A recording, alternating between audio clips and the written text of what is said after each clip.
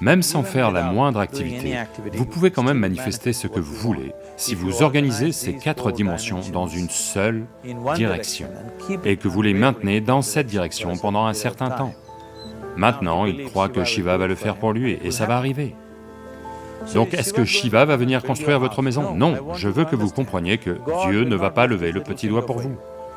Ce qui n'a pas encore eu lieu jusqu'à présent sur cette planète peut arriver demain. Les êtres humains sont capables de le faire arriver demain.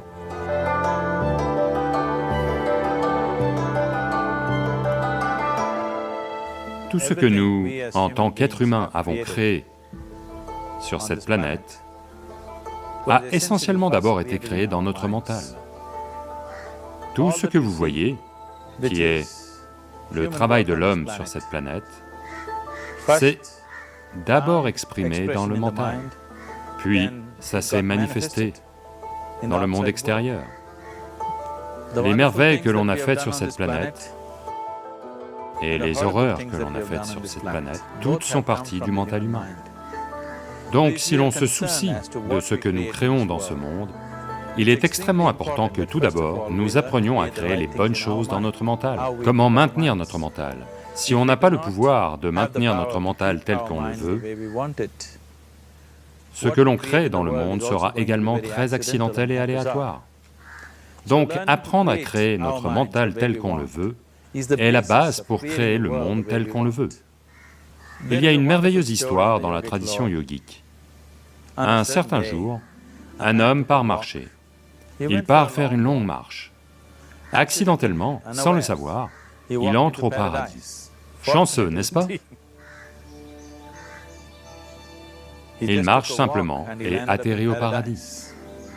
Après cette longue marche, il se sent un peu fatigué. Alors il se dit, « Oh, je suis fatigué, j'aimerais pouvoir me reposer quelque part. » Il regarde autour, là, il y a un bel arbre, sous lequel il y a une herbe très tendre.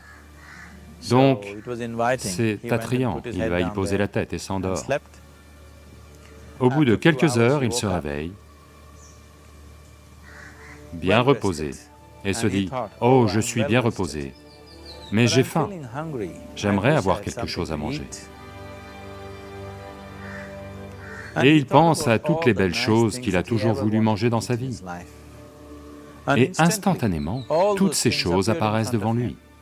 Vous devez comprendre que là-bas, le service est comme ça. Les gens qui ont faim ne posent pas de questions. La nourriture arrive et ils mangent. Une fois l'estomac plein, ils pensent, « Oh, j'ai le ventre plein, j'aimerais avoir quelque chose à boire. » Toutes les bonnes choses qu'il a toujours voulu boire, il y pense et tout apparaissent, juste devant lui.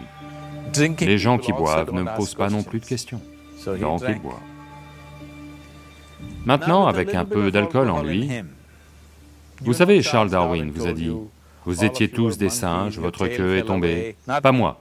Charles Darwin vous a dit que vous étiez tous des singes, et que votre queue est tombée, et que vous êtes devenus humains. Oui, la queue est à coup sûr tombée. Mais le singe, en yoga, on qualifie toujours un mental non établi de markata, ce qui veut dire un singe. La raison pour laquelle on qualifie le mental de singe, c'est que... Quelles sont les qualités d'un singe? L'un des aspects du singe, c'est son mouvement inutile. Et un autre aspect du singe, c'est que, si je dis « vous singez quelqu'un », qu'est-ce que ça veut dire? Imitation. Singe et imitation sont devenus synonymes. Donc, ces deux qualités essentielles d'un singe sont tout à fait les qualités d'un mental non établi. Les mouvements inutiles, vous n'avez pas besoin de les apprendre du singe, vous pouvez les apprendre au singe. Et imiter est le travail à temps plein du mental. Donc, lorsque ces deux qualités sont actives, un mental est qualifié de singe. Donc ce singe est devenu actif en lui.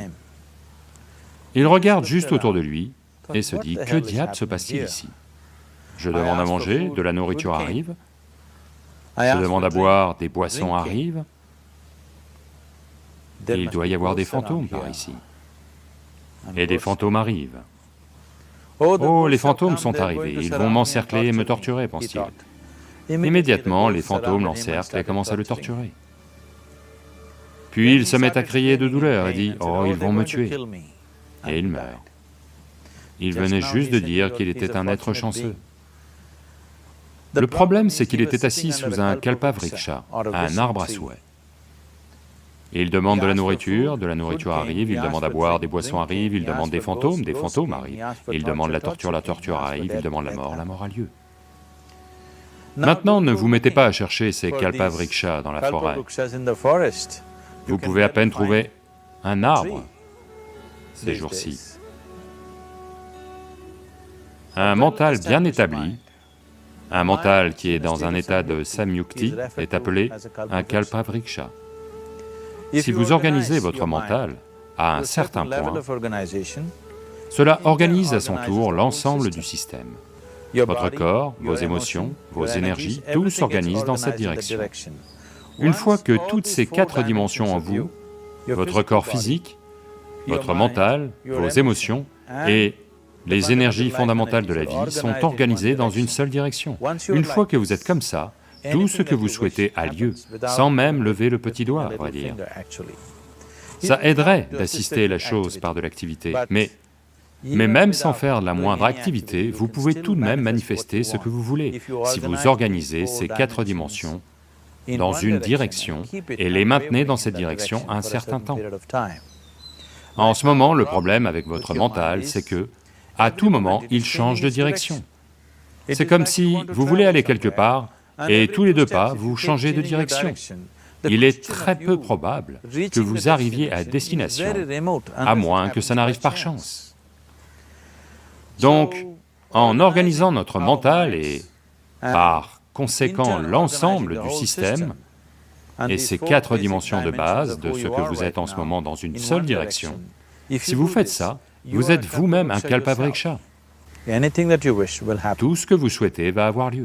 Mais en ce moment, si vous regardez vos vies, tout ce que vous avez souhaité jusqu'à présent, si ça arrive, vous êtes fini. Toutes les choses et tous ceux que vous avez désirés, si tout ça atterrit dans votre maison aujourd'hui, pourriez-vous vivre avec ça? Une fois qu'on dispose d'une telle capacité, il est très important que nos actions physiques, nos actions émotionnelles, nos actions mentales et nos actions énergétiques soient contrôlées et dirigées comme il faut. Si ce n'est pas le cas, nous devenons destructeurs, autodestructeurs. En ce moment, c'est notre problème. La technologie, qui est censée rendre notre vie belle et facile, est devenue la source de tous les problèmes, et l'on détruit la base même de notre vie, qui est la planète. Donc ce qui aurait dû être une bénédiction, on en fait une malédiction. Ce qui nous a apporté des niveaux incroyables de confort et de commodité au cours des 100 dernières années, est aussi devenu une menace pour notre vie, simplement parce que nous ne sommes pas dans une action consciente, nous sommes dans un état d'action compulsif.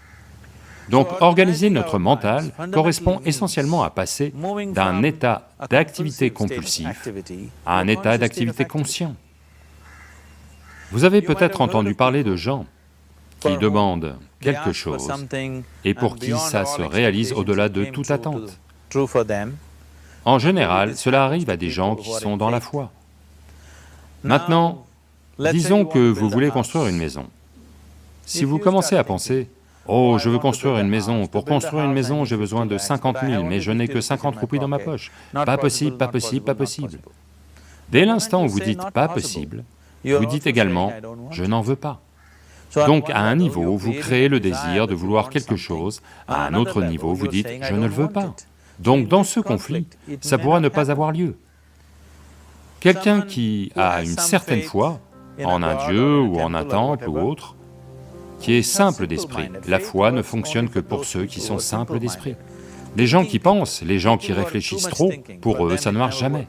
Une personne enfantine qui a une foi simple, en son dieu ou en son temple ou autre, il va au temple et dit « Shiva, je veux une maison, je ne sais pas comment, tu dois le faire pour moi. » Maintenant, dans son mental, il n'y a pas de pensée négative. Cela va-t-il se produire? Cela ne va pas se produire? Est-ce possible? Est-ce impossible? Ces choses sont complètement supprimées par le simple acte de foi. Maintenant, il croit que Shiva va le faire pour lui et ça va arriver. Donc est-ce que Shiva va venir construire votre maison? Non, je veux que vous compreniez que Dieu ne lèvera pas le petit doigt pour vous. Ce que vous appelez Dieu est la source de la création. En tant que créateur, il a fait un travail phénoménal, il n'y a aucun doute là-dessus. Pouvez-vous penser à une meilleure création que celle-ci? Est-ce que quiconque a l'imagination pour penser quelque chose de mieux que ce qui est là tout de suite? Donc en tant que créateur, il a merveilleusement bien fait son travail. Mais si vous voulez que la vie ait lieu comme vous la souhaitez, parce que là maintenant, le cœur même de votre bonheur et de votre bien-être est ceci, s'il se trouve que vous êtes malheureux, la seule et unique raison pour laquelle vous êtes malheureux est que la vie n'a pas lieu de la façon dont vous pensez qu'elle devrait avoir lieu. C'est tout. Donc si la vie n'a pas lieu comme vous pensez qu'elle devrait avoir lieu, vous êtes malheureux. Si la vie a lieu comme vous pensez qu'elle devrait avoir lieu, vous êtes heureux. C'est aussi simple que ça.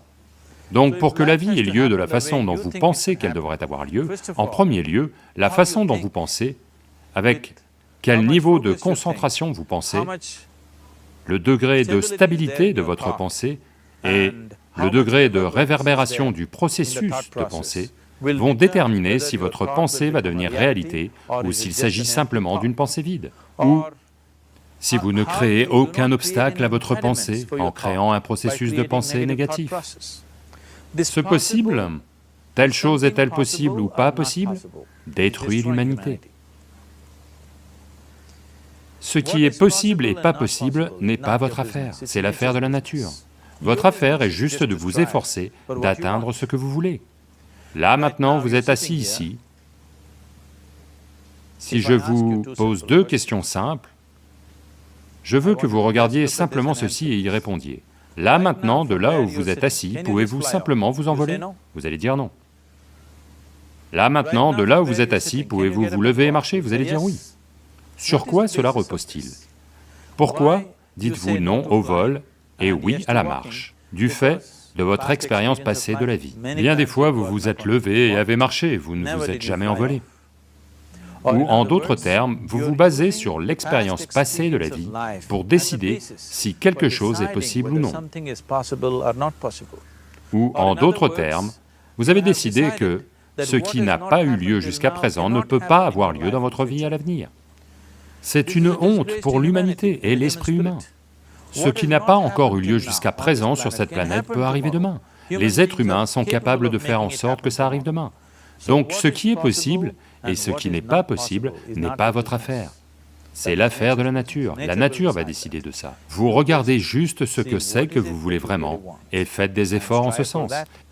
Et si votre pensée est créée de manière puissante, sans aucune négativité, sans aucune pensée négative faisant baisser l'intensité du processus de pensée, la première chose et la plus importante est que vous devez être clair, qu'est-ce que c'est que vous voulez vraiment?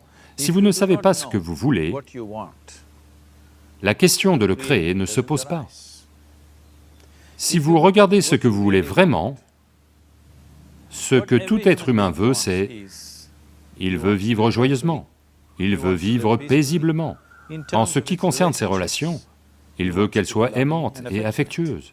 Ou en d'autres termes, tout ce que tout être humain recherche, c'est de l'agréable en lui-même, de l'agréable autour de lui. Cet état agréable, s'il a lieu au niveau de notre corps, on appelle ça la santé et le plaisir. S'il a lieu au niveau de notre mental, on appelle ça la paix et la joie. S'il a lieu au niveau de nos émotions, on appelle ça l'amour et la compassion. S'il a lieu au niveau de notre énergie, on appelle ça la félicité et l'extase. C'est tout ce qu'un être humain recherche. Qu'il aille au bureau pour travailler, il veut gagner de l'argent, bâtir une carrière, fonder une famille, il va s'asseoir au bar, au temple. Il cherche toujours la même chose, de l'agréable en lui, de l'agréable alentour. Si c'est cela que l'on veut créer, je pense qu'il est temps d'aborder la chose directement et de nous engager à le créer. Donc vous voulez faire de vous-même un être humain paisible, un être humain joyeux, un être humain aimant et un être humain agréable à tous les niveaux, et voulez-vous aussi un monde comme ça? Un monde de paix, un monde d'amour, un monde de joie? Non, non, je veux de la verdure, je veux de la nourriture. Quand on dit un monde joyeux, ça veut dire que tout ce que vous voulez s'est produit. Donc c'est tout ce que vous recherchez. Donc tout ce que vous avez à faire est de vous engager à le créer, à créer un monde de paix, de joie et d'amour, à la fois pour vous et tous ceux qui vous entourent. Si tous les jours le matin vous commencez votre journée avec cette simple pensée dans votre mental, aujourd'hui, où que j'aille, je vais créer un monde de paix, d'amour et de joie. Si vous chutez 100 fois dans la journée, quelle importance? Pour une personne engagée, l'échec n'existe pas.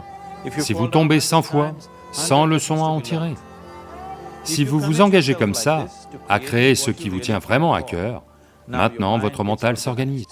Une fois que votre mental s'organise, la façon dont vous pensez est la façon dont vous vous sentez, vos émotions vont s'organiser.